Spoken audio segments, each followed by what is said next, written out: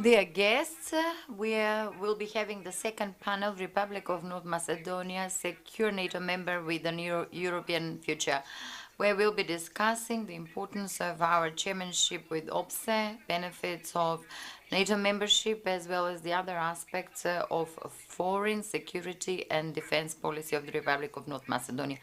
I'm inviting the Minister of Defense, Ms. Slavianka Petrovska, the Minister of Interior, Mr.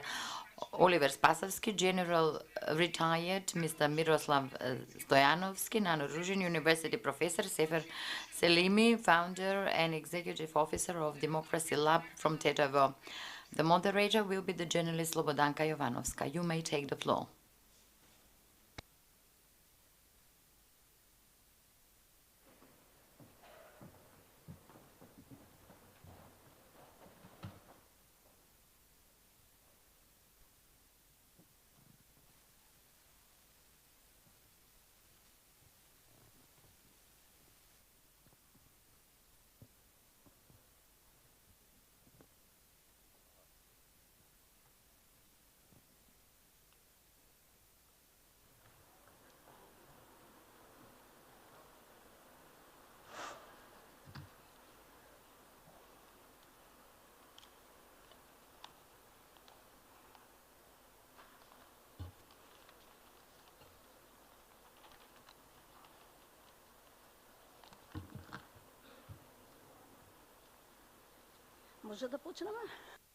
Can we get started? Good afternoon, everybody. Today, the topic of this panel will be the most important issue for Macedonia currently, which is the strategic elections of the country and security in this disturbed environment within the last 2 years in the world. Last year was very difficult for the security of Europe more than ever.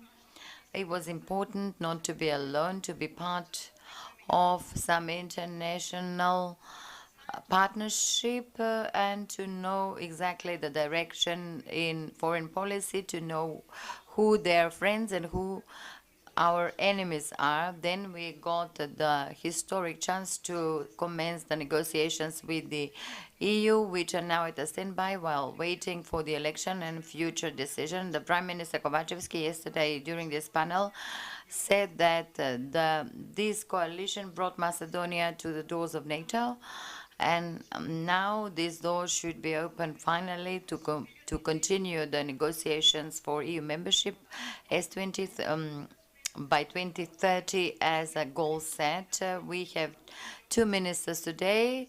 However, we needed to have 3 ministers, but due to some commitments, the Minister Osmani could not address us through a video message, and we have the Minister of Defense, Ms. Slavianka Petrovska, the Minister of Interior, Oliver Spasovski, Professor and former ambassador, NATO ambassador, Mr. Nano Ruzhin, the former chief of headquarters, General Stojanovski, and Sefer Selimi, an analyst that follows the issue of Euro integration and internal affairs. I would start with the Minister Slavianka Petrovska. Dear Minister, Macedonia in March will virtually enter year 4 as being a NATO member. The impression is that citizens are not clear yet what the benefit is for Macedonia once becoming a part of this security system under the circumstances taking place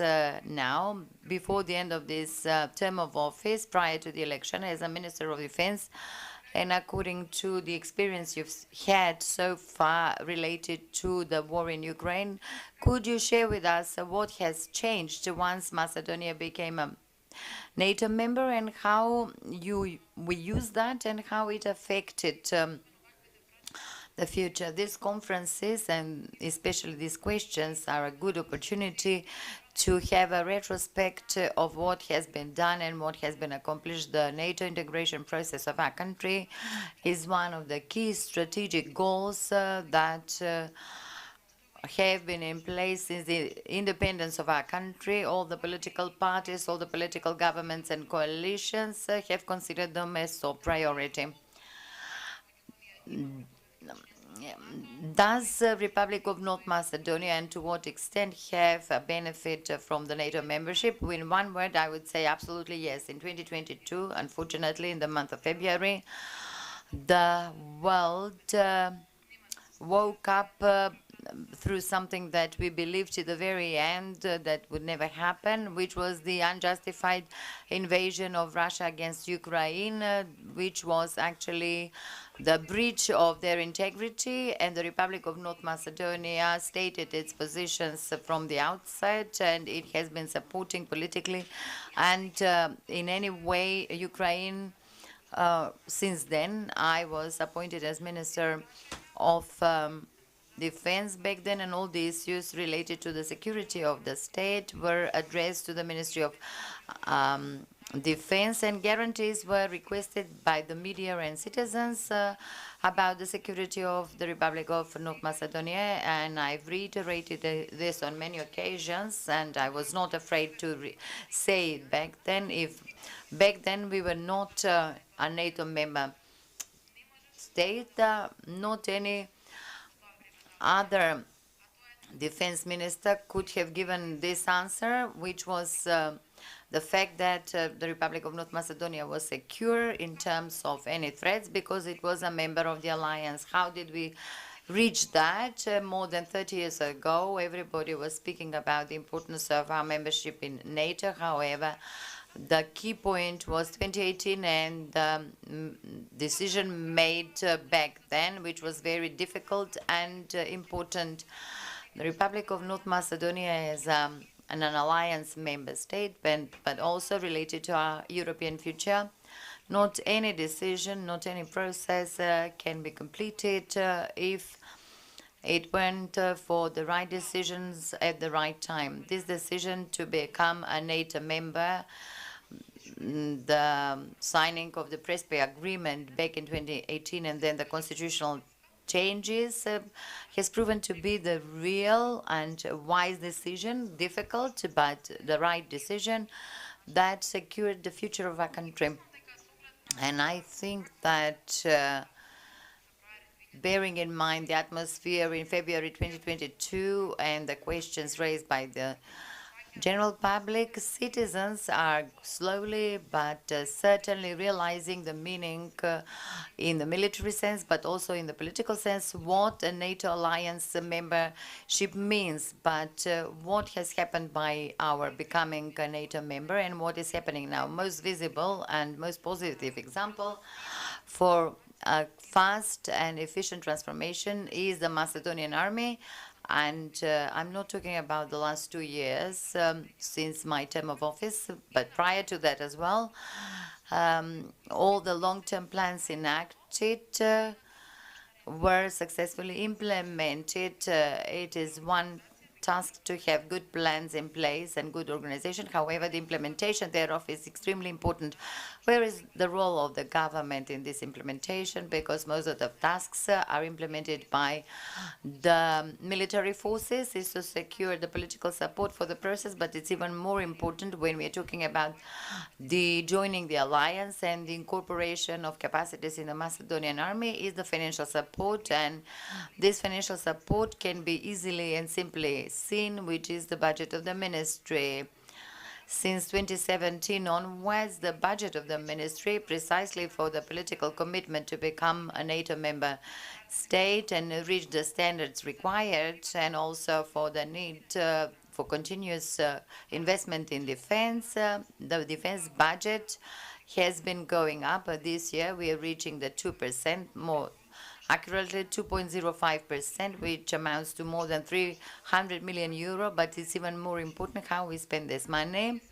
More than 30% of this budget, which is a huge amount, have been envisaged to be spent during this year for modernization, procurement, and purchase of equipment, which was not procured in the previous years. Not that the army did not have such demands, but because simply politics meant that the defense and the army of the country were not a sufficient priority. And the second point that should go hand in hand is the building of human capacity and strengthening the human capacity. The general can say more professionally, unlike me, but as a Minister of Defense, I'm claiming that it's impossible to have a successful army through investing only in equipment without taking care of human potential.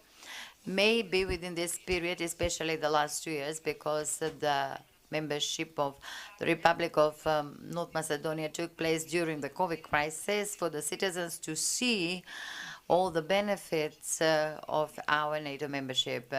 However, we are intensively working already on the benefits from the NATO membership, in addition to the military sense, to be approximated in the area of education through the projects implemented, in the area of economy, collaboration with the companies of the Republic of North Macedonia, whereas a Minister of Defense and the Center for Support of this, through a close collaboration, we're trying to approximate the NATO alliance market to them as much as possible. The economic benefits are yet to be seen, because for any investor, regardless of a domestic or foreign one, prior to making the decision for either founding or extending their business, the parameters of the country's security and stability are analyzed. Our final NATO membership, in fact, provides the greatest security, which is the security of the country.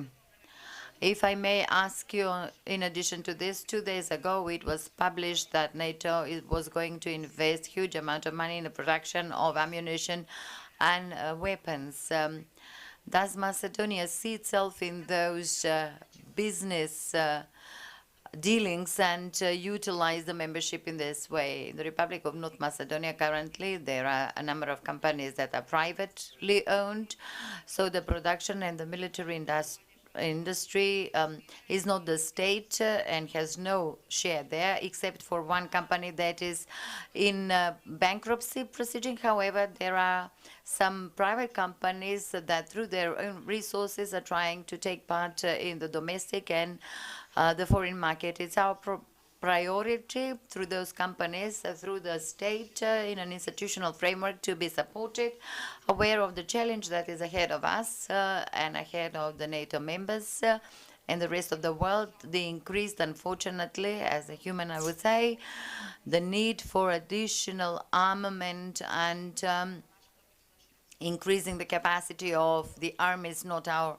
own army, but the other global armies as well. So a special instrument will be provided for these companies that are part of the military industry in the Republic of North Macedonia. But unfortunately, except for one or two, the others lack the capacity. Thank you, Minister. Minister Spasovski, before you took the position in the Ministry of Interior, this institution was the center of the greatest political abuse from eavesdropping, wiretapping, and political elections. What about the Global Peace Index? Can you summarize here what kind of transformation have the police gone through and what kind of reform was performed? And can we finally say that the police are serving the citizens and not the policy, as it was the case before? Thank you. Dear attendees, deputy ministers, dear management of the ministry, dear representatives of the Ministry of Defense and the Army, esteemed professors, it is indeed one of the topics that deserves and should always deserve serious attention, because security, defense in general, and the entire circle is the basis for the development of any society, and it is good to use every single opportunity to discuss these topics in the area of security, because in not any of the cases is allowed for the security and defense to be topical only in crisis situations. For various reasons, this has been done in the past, but I am sending this message that precisely in crisis time, we need to see the security and defense and the protection system. About the reforms in the Ministry of Interior, it would be good to go back, although most of the people point to the fact that we should not go back, but we need to go back to see where we were and what we were faced with back then, if we wish to see the reform and the progress we've made in the meantime.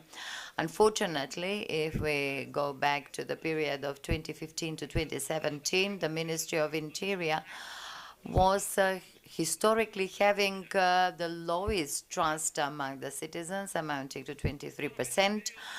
Number two, it was a period where we had a serious scandal of wiretapping of more than 22,000 citizens, a serious human rights abuse. Then we had the parliamentary event on April 27th, which must not be forgotten at all, whereby also a serious message for reform was sent. And point number four I wish to share is transparency of the institution. The institution was one of the most closed institutions in the country. So these are parameters through which we can assess where the reform was necessary and what has been done in the period in the meantime. I think that what I've just shared can be complemented by a number of pieces of data that would be serious problems that actually committed us to create serious reform in the previous period. One of the key reforms was the reform of the security departments and surveillance of communications. And this was done very radically in order to bring about the system to avoid the pressure of authorities and avoid the abuse of human rights. We generally worked on building the trust in the institution through the police force that are close and partners with Сите податоци покажува дека сме со доверба повеќе од 65%, веќе неколку години наназад, околу институција која што една од трите најтранспарентни институции во државата е во овој период и така натаму. Кога говориме конкретно и низ параметри и податоци за тоа како напредува ефикасноста на полицијата, генерално работењето на полицијата, таа може да се мери низ два сегменти. Едниот е намалување на вкупниот криминалитет во државата и второ, ефикасноста на полицијата во откривањето на кривичните дела. Тие се двата параметри кои што се клучни за да можеме да правиме оценка. И ако говориме за 2023 конкретно, ние имаме намалување некаде за 8% на вкупниот криминалитет во споредба со минатата година. Минатата година тоа беше 6% и тогаш беа најдобри резултати во последните 30 години, тоа и денеска. И зголемувањето на ефикасноста е 4% за ова година во споредба со минатата година. И тоа беше тенденцијата на раководството да се постават работите на добра основа, да имаме напредок во делот на намалување на криминалитетот, зголемувањето на ефикасноста. Инаку морам да издвојам два сегменти во борбата против организираниот криминал. Пред се борбата против недозволената трговија со дрога и оружје, која што бележи исклучително добри резултати во 2023 година. Разбиени се некаде 13 организирани криминални групи за трговија со дрога и со оружје. Во делот на корупцијата, за која што често говориме, меѓутоа ако не ги споделиме податоците, ние нема да ја градиме таа перцепција за борбата против корупцијата. Имаме зголемување на ефикасноста некаде за 50%, поднесени кривични пријави за 127 лица и имаме причинета материјална штета некаде околу 6 милиони евра, исто така само за периодот од 2023 година. Инаку, сето ова бараше многу реформи и во делот на човечкиот потенцијал, меѓутоа и во стварањето на услови за работа на полициските службеници. И тука можеме да говориме и за 80 реконструирани објекти на полицијата по најнови. For the construction of 4 new facilities, 2 capital facilities that are of exceptional importance for the securities, the center in Prilep and the new forensic lab that are state-of-the-art, offering new approach when it comes to investigations, completely changed the information system for internal communication and interoperability. Let me mention the system was outdated because it was procured in 1980. Now we have a new one for the first time in the history of the modern Macedonian state. The possibility of building capacity for firefighting by the helicopter units for the first time in the past 30 years, possibility to provide medical transportation also with the help of funds secured. If I make a comparison between today and 2018 in terms of the number of aircrafts, we can see a strong increase in the capacity and in the human capital. I do not want to abuse the time I have been given, but if we want to talk about reforms, progress and results, we will certainly need a whole day to talk about it, and even that would not be enough. Thank you. General Stoyanovsky, you were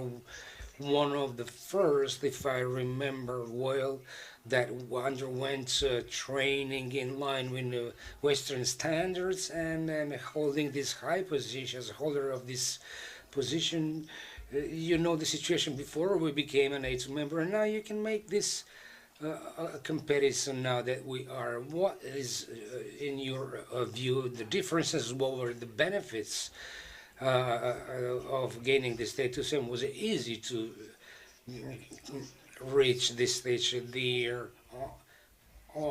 It is a pleasure for me to address you today, especially since I can see many familiar faces in the audience with whom I have the pleasure and honor to work on the reform processes that will lead to the achievement of one of the strategic goals of the country. It is very difficult to do a retrospective in a few sentences since this formation of the army in 1992 until today, when we're discussing everything that has been done over this past period and what we have today as reality. Let me divide all this in 3 periods very briefly and retrospectively. The first one was since the formation of the army back in 1992 until 1995, moving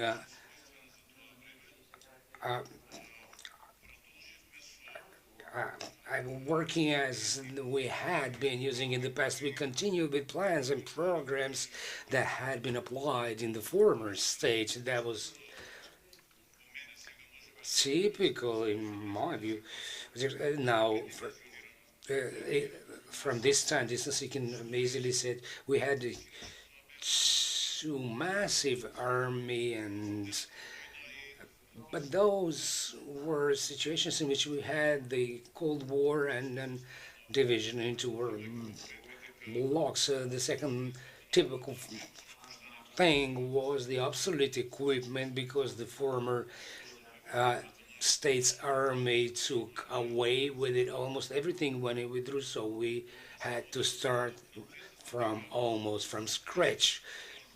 All this proves that the fact that a lot needed to be done and a lot of efforts needed to be invested to come to a situation in which have a small but modern army. The infrastructure was huge with no facilities and no maintenance. The knowledge of foreign languages was scarce, or almost none.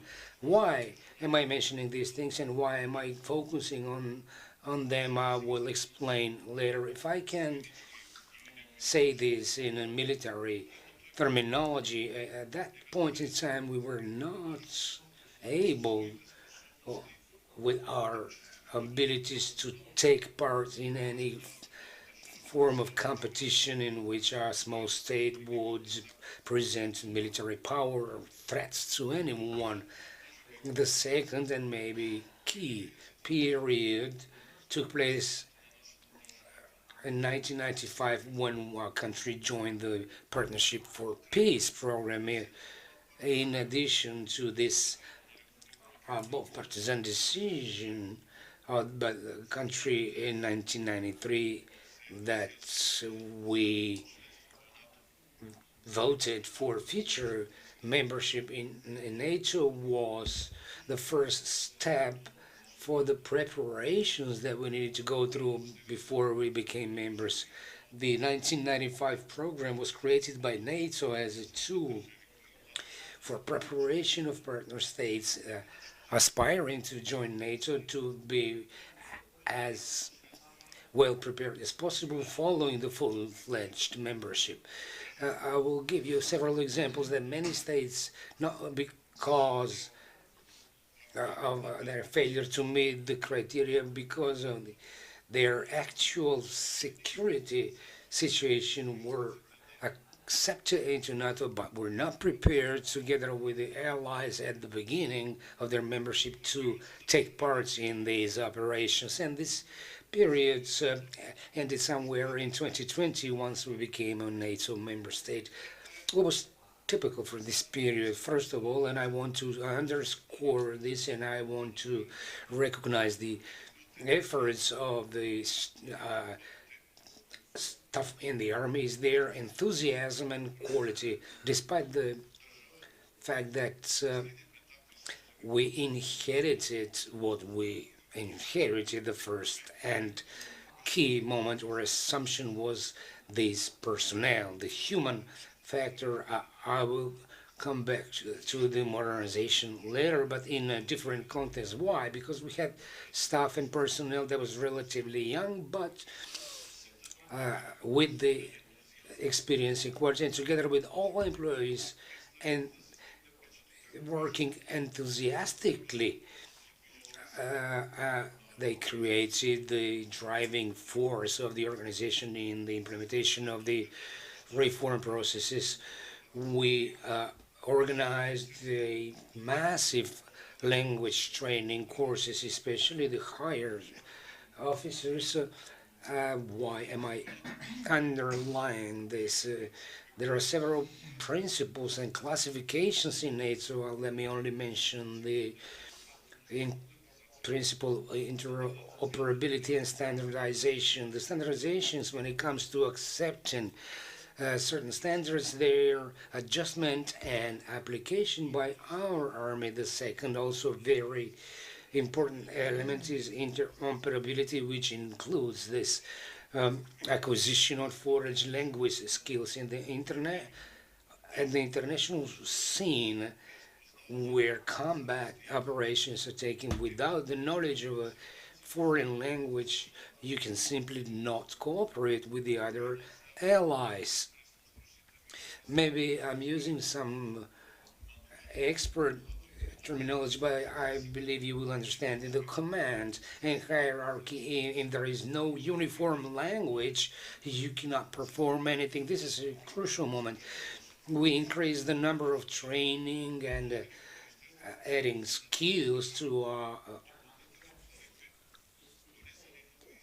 army officers in the country and abroad, and we brought back experience that, in combination with our experience, contributed to our being successful. We began with a huge responsibility, showing and demonstrating that our country is a partner that deserves attention and is loyal, and that was participation in a mission.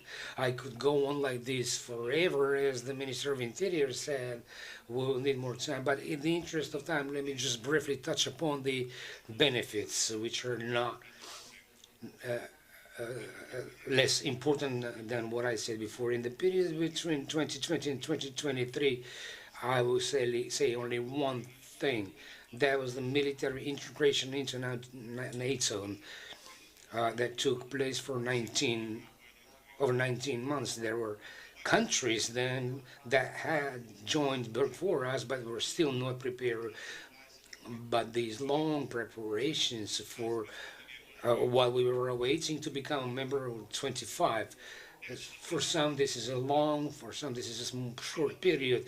Something very briefly on the benefits. The first one was the rights that we acquired to take part in the decision-making in NATO. NATO protects its military alliance through, first of all, politics, preventively, and then effectively by use of military force. We sit at the same table with the allies with whom we had cooperated greatly in the past. We were practically a NATO member without being a fully fledged members, but when it comes to our ability to be part of these operations, we were literally a NATO member. Now we have access to information that help us to create, together with our partners, policies aimed at risk management and prevention of threats. The third thing is that we have an increased number of personnel in the NATO headquarters. Number 4, participating in this mission, we were given an opportunity to make our contribution to building peace and stability both in the region and beyond it. Let's not forget that our army participated in countries as far as Afghanistan and Iraq. I will stop here in the interest of time, but let me just ask you something more in this context so that we not lose the train of thought. You are a professional soldier practically working out in the field.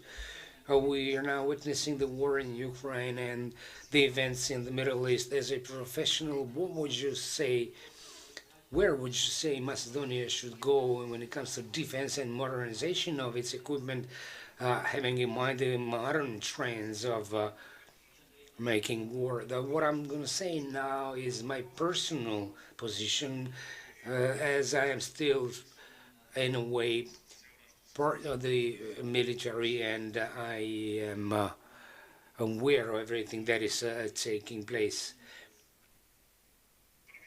First of all, when it comes to personnel management, the minister mentioned the meaning of personnel in a war.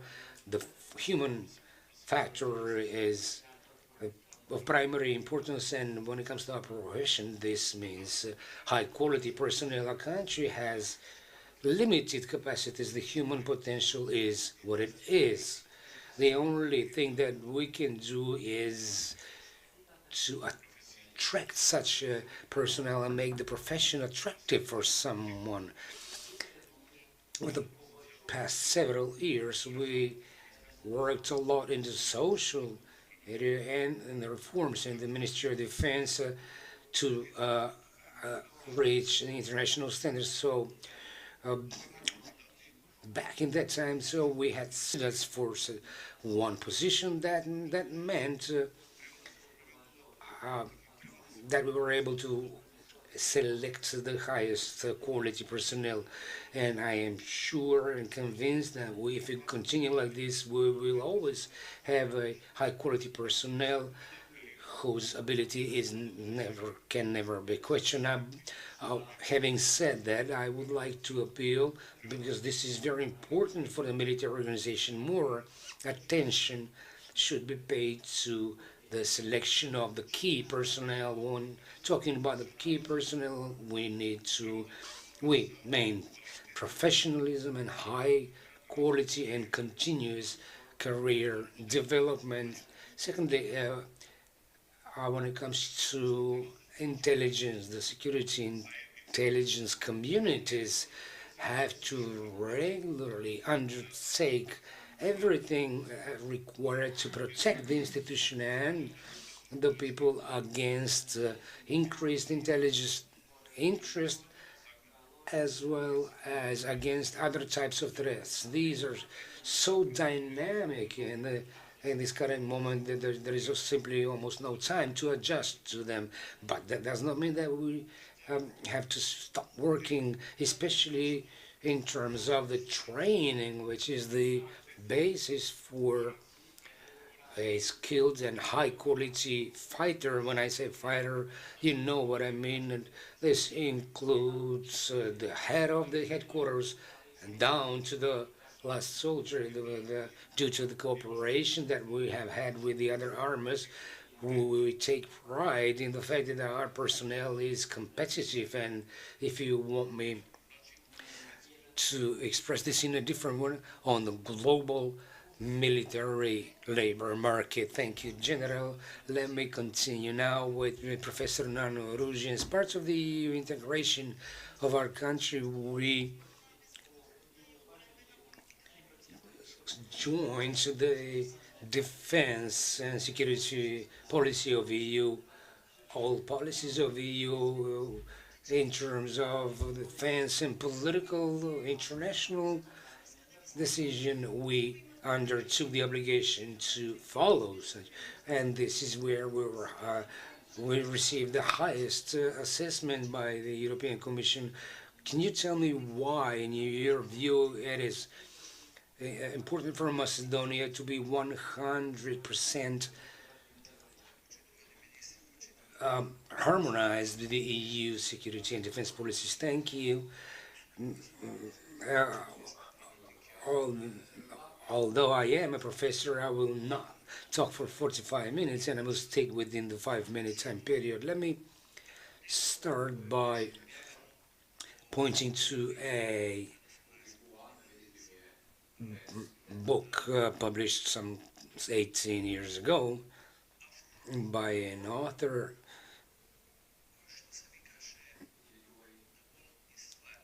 and the book was entitled "The World is Flat." Actually, it is not about this formula that the Earth is truly flat, but it is about Thomas Friedman is the author I forgot to mention. He makes this personification of the globalization of the world, and due to this globalization, boundaries have been erased. So there is no segmentation in the sense that we had in the past, but less than 2 decades after, no one is talking about globalization, but deglobalization. Boundaries are imposed again. Rivalries and animosities are on the rise, mostly between those who support the old and the new world order, between authoritarianism and democracy, China and the US, and so on and so forth. Why am I saying this? Because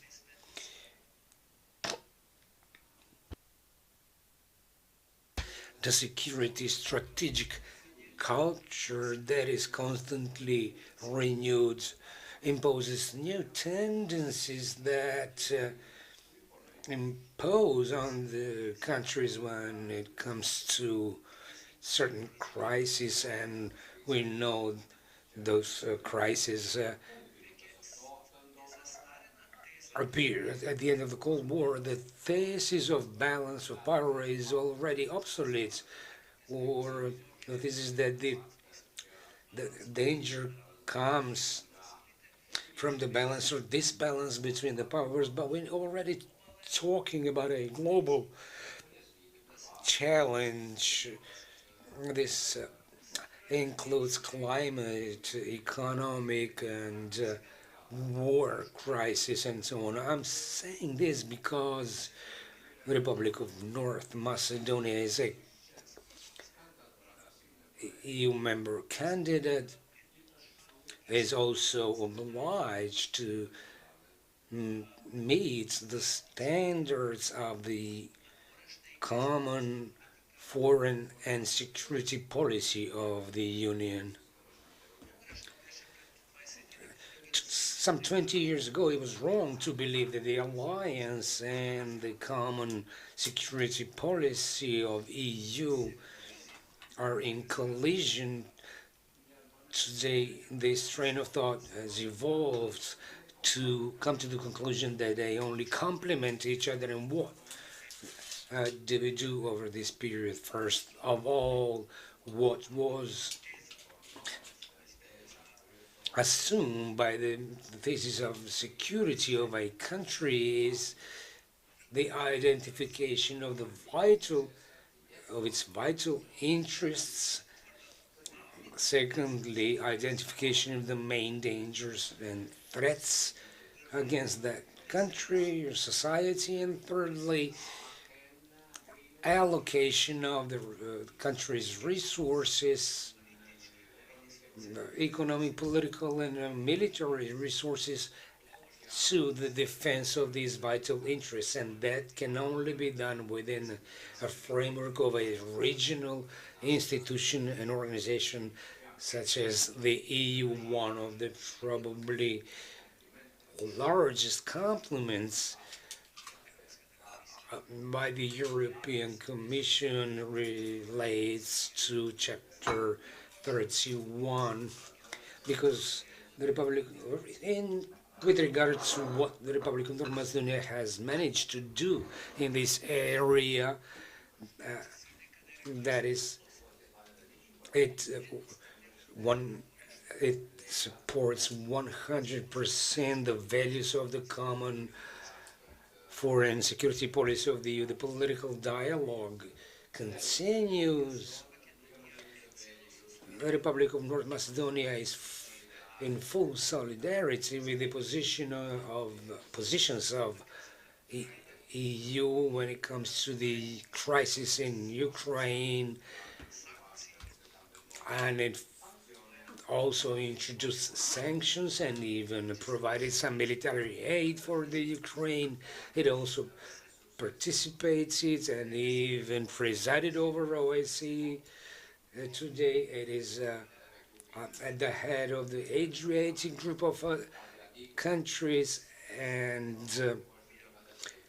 controls the illegal trade with small weapons and ammunition. And simply, it is a very positive balance and results, and that's why it deserves to be applauded. That is both the Ministry of Defense, the Internal Affairs, and the Ministry of Foreign Affairs, because we were together truly applauded by the European Commission on these issues. Thank you. Sefer will talk in Albanian, so all of you who need your headphones, please put them on. As someone coming from the NGO sector and looking at things from the outside, we heard Mr. Spasowski talking about the reforms undertaking in the Ministry of Interior and the results achieved so far. In your view, and following the public opinion, has the perception of citizens of the security changed? Dear Ministers General and dear audience,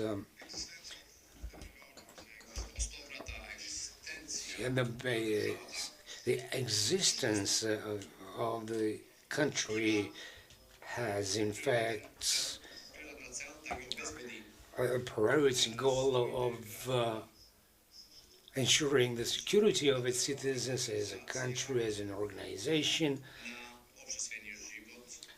So that is, and as such, for this to function, citizens have to have trust in the institution. Minister Spasowski was right to say that for many years now there has been this continuous increase in the trust, especially in the security structures and the police, for that matter. But this took serious efforts that were invested not only by the police but all other social actors played their role here, including the media, the NGOs. But what was essential was this transparency and openness of the Ministry of Interior, as well as the partnership of this institution with the citizens and the other stakeholders. Let me only mention here one of the issues that were decisive in coping with the violent terrorism and extremism. The Republic of North Macedonia was seriously supported by its international partners, but the country itself and its institutions were open and partners with all other actors, including the NGO, the various religious communities, and this showed that when you have this mutual cooperation and trust, things can work better. The experience, the past experience, be it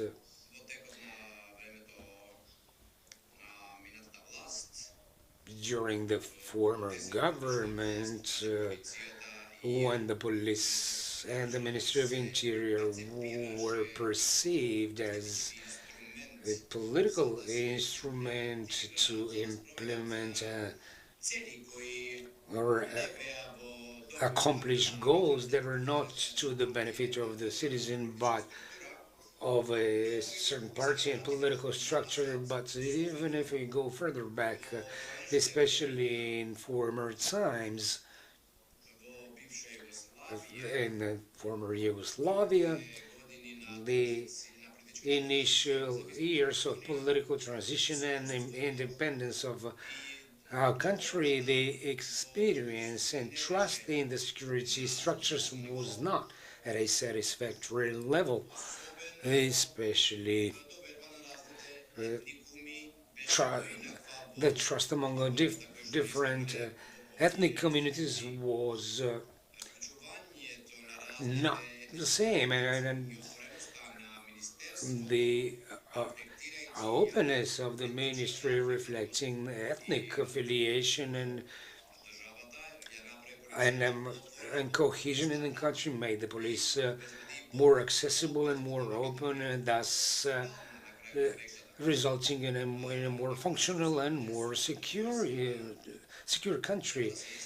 And with regard to the army, it should be mentioned that for years in the back, the political and institutional, throughout the institutional and political crisis, the army was respected and trusted by the public, and due to the professionalism demonstrated by them, regardless of the resources and capacities that were limited at that time, the army has always been associated with the state, and the citizens were right to keep and still keep their faith and trust in the army as an institution that is ready to make sacrifices for the citizens of this country, and also one of the best elements that served to increase this trust, the various interventions in the most critical points of time when the country was coping with natural disasters, or when the first and the most important actor is the army that we see out there in the fields that did everything it could to help the citizens with all of its resources available. That's why I believe that cooperation and the mutual trust between the safety structures and the other social stakeholders is essentially vital in maintaining, preserving a functional democracy, and the elements that are there and are paid to be in service of their citizens may perform the function they have through various instruments for implementation of policies that are not in the benefit of the citizens, and this needs to be done fully aware of the future and thinking as statesmen, as individuals who need to build a country that will be better for the next generations as well. Thank you. Minister Spasowski, let me ask you something about your latest visit to Washington. You said that you are the first Minister of Interior from Macedonia that has been invited and had the opportunity to meet with high officials in the capital of the United States. What do you think this invitation was due to, and is that a part of the international cooperation that you have been developing and investing in over the past years? And could you also share your experience in terms of how much Macedonia and to what extent Macedonia has managed to integrate itself in the system of international security organizations, and how much this contributed to increase our internal stability? First of all, our strategic partnership with the United States is the basis of the development of the modern Macedonian state, and this should be clear to all important process: development of democracy and building of a democratic capacity for the institutions is, among other things, due to the strategic partnership that we have with the United States. And the visit that I paid was, as the first official visit, was aimed at deepening this cooperation, talking about the development of the cooperation of our ministry with the United States. It is deeper year in and year out, and stronger. And if we're talking about the support, the United States is one of the countries that provides the highest support to our security departments, the law enforcement agencies, and as part of that to the Ministry of Interior. And in that sense, I believe that this visit did contribute to strengthening this process, and is mainly aimed at the future development of the institution and security in general, since we are first of all partners in the highest value, if you want to exactly of the U.S. government, is that it creates partnerships within its coalitions, unlike some others who want to preserve frozen conflicts and benefit from them. And this is the huge difference, and is mostly based on democratic values. So if we're talking about the need of international cooperation, especially in the area of security, is exceptionally needed, because you cannot succeed in managing with all the global challenges we are facing today without such international cooperation.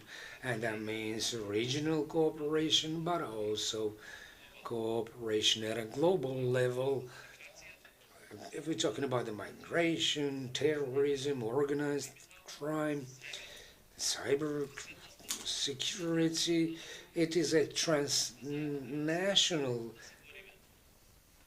criminal endeavor, and we should fight against it altogether. In along the lines of the facts mentioned by the professor from that book, and regardless of the fact that someone is now attempting to impose boundaries, globalization did contribute to giving all these global challenges equal importance, regardless of where we are. And our country is located at an exceptionally important geostrategic position, and this opens up numerous perspectives and opportunities, but also poses risks to our and the regional and global security. Therefore, cooperation with all international organizations and countries is more than required if we want to successfully manage these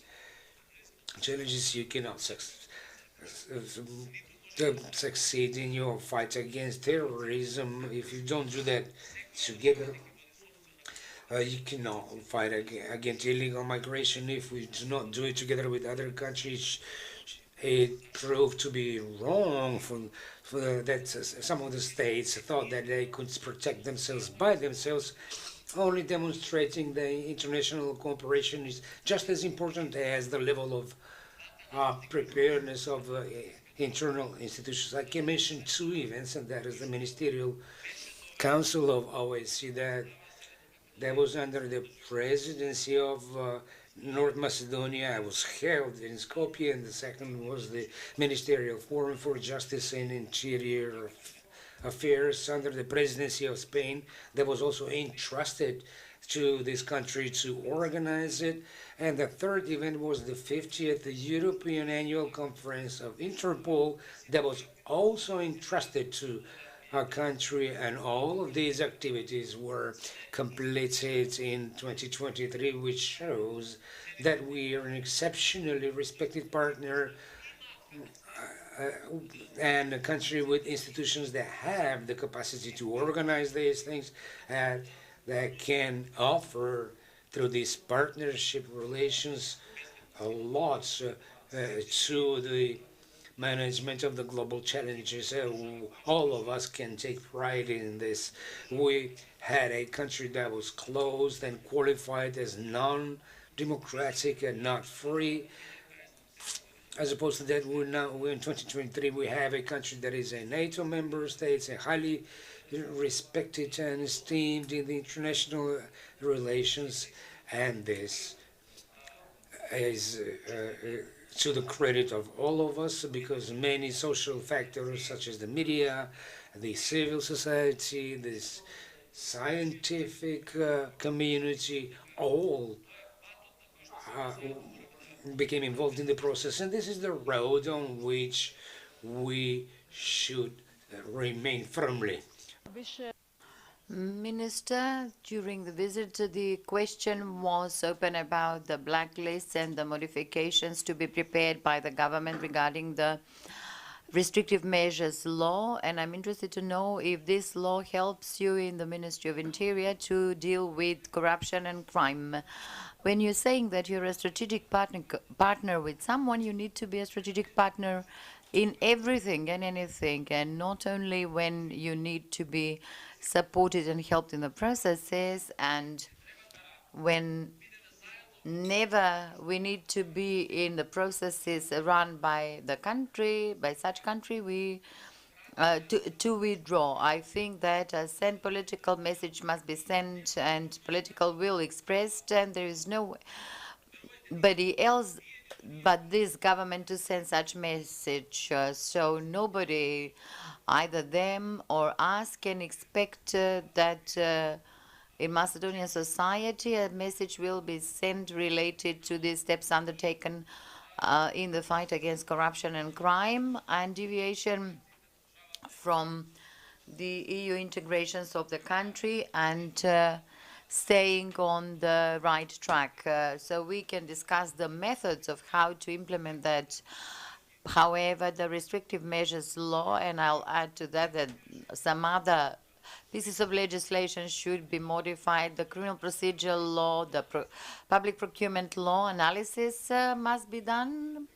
However, political will must be clearly expressed, thus showing that we are indeed a strategic partner that has to build such partnership primarily on honesty and impeccable collaboration. And very briefly, if you may answer, we very long waited for the Frontex agreement. It was signed in April, related to the Macedonian language. So did it bring any benefits for us? Those are the two aspects of the contract. If you're asking me if there are certain benefits from the Frontex agreement, huge ones. First of all, we have joint operations. Number two, we can use all the Frontex resources, starting from information up until equipment they avail of. There's no dilemma about that. Let me go back to the first part of the question. Why was this agreement signed much later than the initials put on it? I put my initials on 2018 as the first agreement that was negotiated and initialed by the back then Commissioner of Interior Avramopoulos. But the blockage was precisely for the Macedonian language. And it was unacceptable for me to change the text of the agreement only because an EU member state like Bulgaria that has concluded an agreement between the Republic of North Macedonia and Bulgaria for good neighborly relations, concluded in both Macedonian and Albanian, to acknowledge the existence of the Macedonian language. Assessment of yours rest upon. That was the first assessment of yours rest upon. That was the first statement I made. I remember in the month of April 2022, when basically the EU integration process of our country was getting another dimension. The negotiations the talks were intensifying with our country and the Republic of Bulgaria. Part of the answer to this question was given by the Minister of Interior, speaking about the benefits and collaboration with the EU in the area of security, but also Professor Ruzhin taking a broader perspective. Where do I see the security assessment depending on the EU integration back then and nowadays? Because the EU integration of our country should be viewed a bit wider as a EU integration of the region. And back then at this international conference in Greece, I was speaking about the importance of the EU integration of the Republic of North Macedonia into the EU and also the countries in the region. While speaking about that, I am reiterating the same now. Back then I said the same. The EU integration of the countries of the region is something that is a point of connection of all the countries of the region, where not all of them are not NATO members. However, they have their EU integration as a strategic priority, bearing in mind the past and what has been happening in the Balkans among all the countries in the region. The EU integration nowadays is seen as a unification point regardless of the differences and diversities that exist within the country and in the region. When we talk about the security and how it can be disturbed, I won't give you the theory of the meaning of security. Professors can do that better than me. However, the disturbance of security nowadays is not seen just like a conventional threat or from armed actions or this type of disturbance. It's also viewed through hybrid actions, and unfortunately the Republic of North Macedonia was under such influence in the past. And what is the goal of these hybrid actions? The goal is to destroy the trust in the institutions, not in the politicians, but in the institutions, to undermine such trust. And it is a way where citizens do not trust their institutions, and a chaos is created, thus disturbing all the democratic processes in the country, and not only creating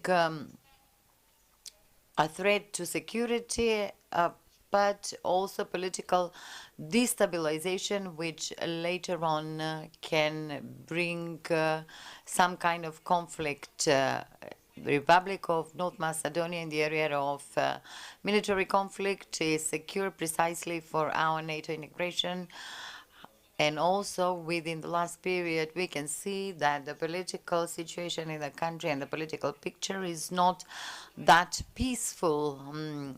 especially as we are getting closer to the election process, both parliamentary and presidential elections. This rhetoric will be strengthened and political actors will be increasingly louder. Normally, the opposition parties will be more vehement to bring any issues to a critical position, twist reality, and thus present a chaotic picture. We would agree if we analyze the situation critically in the country that things may change. The same as we said that an army cannot be built overnight or within a month or even a year. First of all, a good strategy is required, good preparation, number 2, and number 3, both finances and human resources are required. The same said by the general. It is the same for all the processes in the country. You cannot change the picture of the country overnight, or something that 10 years ago we all know what kind of atmosphere we had and how free we felt, starting from freedom of speech and how basic human rights were limited, restricted. Now we are talking about this in a much freer atmosphere. It's a fact that there are certain issues remaining to be discussed in the coming period more seriously, because if Minister Spasovsky touched upon the topic of organized crime, the raising of trust of our strategic partners and the international community to the institutions of the Republic of North Macedonia. Our international presence and our engagement in various activities proves that the country does have a plan and tries to fight the societal phenomena, including organized crime.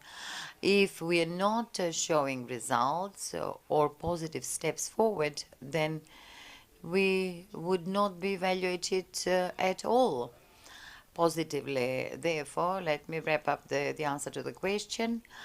It is absolutely the EU integration, which is a unifying process for the countries in the region, that must not be missed out. And I'll go back to the first question about our NATO integration. Yes, the political decisions to be made at certain points are painful and difficult and will affect our political ratings, but once you see the country in a few years' time in the light that everybody wishes it to see as an EU member state, just like it is a NATO member state, now those decisions will simply be transformed into historic and wise decisions.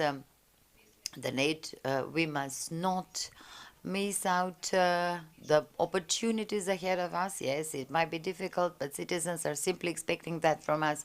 Or if we possibly deem that we would not want to make such difficult decisions, then we should be equally responsible and honest to the citizens and share with them that the EU integration is not a priority. For me, it is obvious from what I said, and for this government and this coalition that is currently being established, the EU integration is a priority that we will not give up, especially if we get into the essence of EU integration. You will see that it is anything is discussed there. The chapters are exhaustive. They speak about the free movement of goods, people, education, rule of law, literally a comprehensive integration of society. There's no better way to see the ability of a government or society for integration compared to the EU integration. What would happen, Minister, if after the elections constitutional changes were not accepted, if we did not utilize this opportunity, then we would have the 11-year government where we were completely isolated, and this might sound populist, where instead of having as priority the modernization of the Macedonian army, the priority were the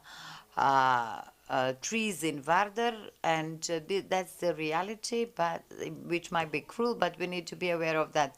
This would repeat avoiding the EU integration of the country by not adopting the constitutional changes, which this time are not that politically difficult as the change of the name. Now we are talking about observing of what is already contained in the Constitution of the Republic of Macedonia, that we are reading something to anybody that was listed members of peoples. Where is the problem there? Minister Spasovski was speaking about the Frontex benefits in the security sense, but he also specified that it was signed in the Macedonian language. Where do we lose the identity here? I deeply believe, and I'm somehow convinced, that constitutional changes of the country should be adopted. No, I don't see them as a dictate by anybody, but it is our will, but on our part, to continue with the EU integration process. I can see the clock ticking, and I'll be very brief.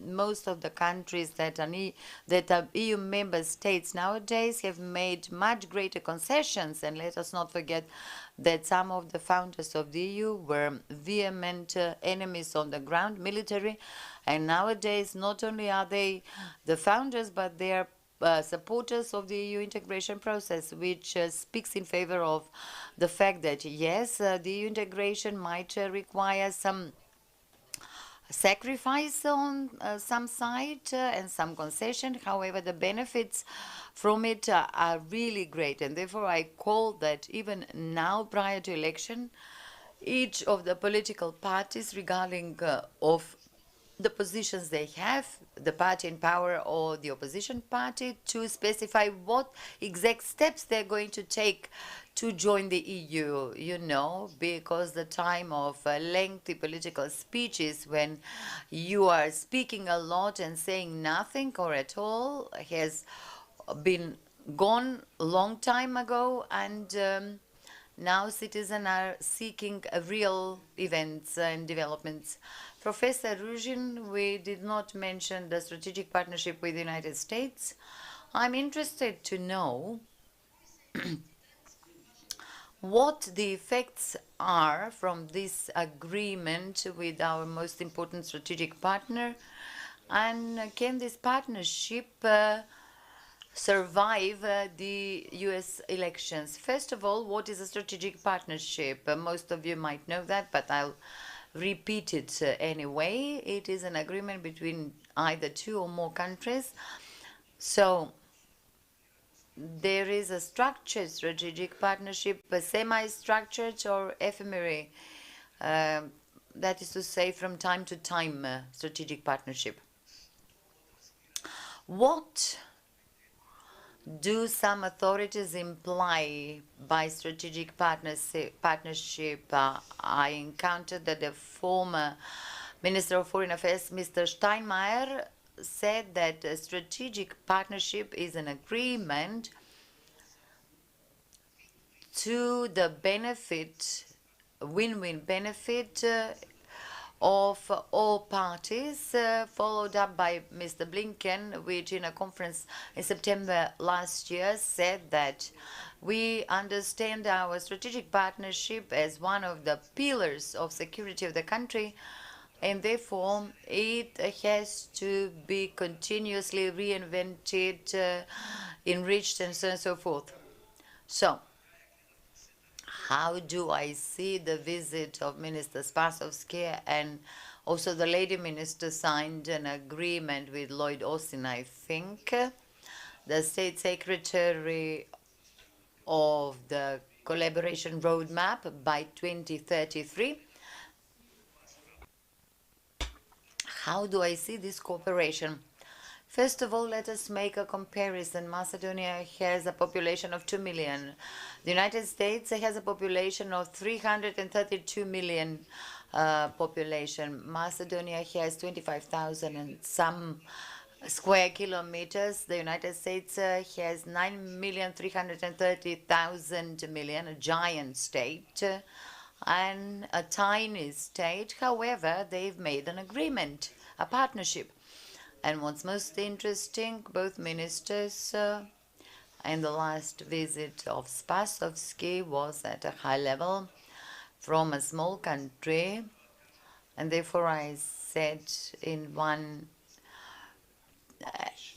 on one occasion that it was a historic visit, 7 meetings with the representatives of the judicial, legislative, and executive branch of power. Mr. O'Brien, we know that he is Deputy State Secretary for Eurasia, one of the most important places of strategic interest. And therefore I think that this visit is very important, and these types of contacts should be maintained in an honest and frank way, because in the strategic partnership, these are the two elements important. When it comes to the Ministry of Interior, I encountered a thesis of Alexander Dumas from 1862, the author of the Three Musketeers. He was saying this: a state without the police is like a ship without a compass and without a steering wheel and a captain, even, I would add. And the captain of the Ministry of Interior has been managing his ship very well during his term of office.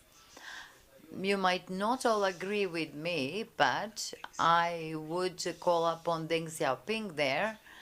There is an interesting saying, and he says, it doesn't matter if the cat is black or white. It's important that the cat catches mice, or Mr. Minister catches criminals. Thank you. And the last questions, we are at the end of this panel. Mr. Selimi, in Macedonia, the main topic is the creation of the European front. Is there a regional European front right now, and how much does the regional cooperation help us in the EU integration? In the interest of time, I will try to be as brief as possible. Of course, it goes without saying that the regional cooperation is one of the pillars for the EU integration as a process, and this entire process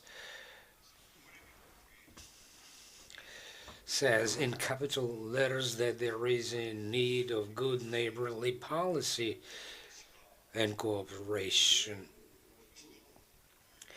A prerequisite that is the most important, since if you are unable to come to an agreement with your neighbors, you won't be able to do so with someone who is much further and is in the EU. And this whole process is in a way of learning how to behave in such a big, complex and bureaucratic state that is unfortunately taking too long. I do not want, once we are integrated in the EU, as in the case in NATO, to be re-qualified, to say so.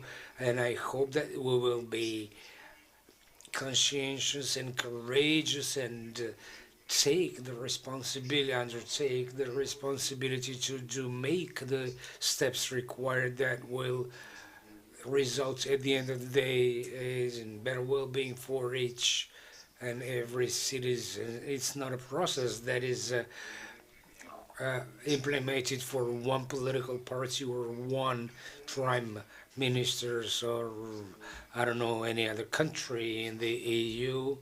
This process and these decisions have to be made with clear subconscious and conscious to the benefit of the citizens. And this is why I would not like to call this a front, but in a way, maybe we should call it European energy, and we should all make our personal contributions so that we can become integrated in the EU as soon as possible. Although we all know we are entering a process in which we will have more integration. Before will become fully fledged members, and it is a good thing and will be to the benefit of all of us. I thank Sefer for completing this debate in such a rounding it up, wrapping up in such a good way, and I do hope that the optimistic views that will have more positive messages in the future will come true, and we will be integrated. I thank you all. Statements for the press will be given in hall number 3, and we go on immediately with the third panel. I will now invite the panelists and the moderator to come into this hall.